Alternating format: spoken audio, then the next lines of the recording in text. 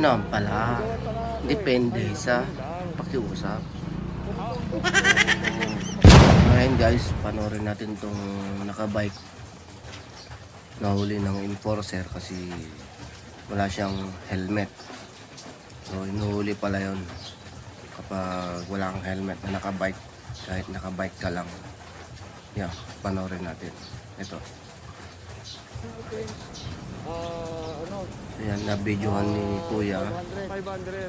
Nakabike din. Pero naka-helmet siya.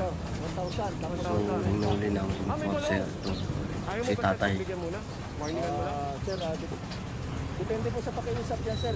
Pakiusapan mo na lang, sir. So, ayun naman pala. Depende sa pakiusap.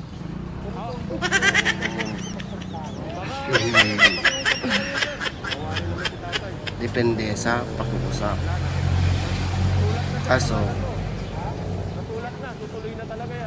Kaso aarigluhin sana. Kaso lang, naisulat na pala. Aarigluhin sana. Kaso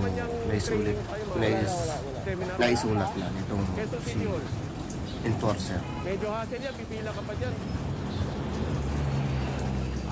Arregluhin ko na lang kaya, sir. Ako na. Pwede pa ba So yun, yung arregluhin, sir? ingat. So inuuli pala yung mga nakabike na walang helmet. Kailangan talaga So sunod, sa loob ng 5 days. mag-helmet ka na. Sasampa mo sa korte. Wala na. Finish na.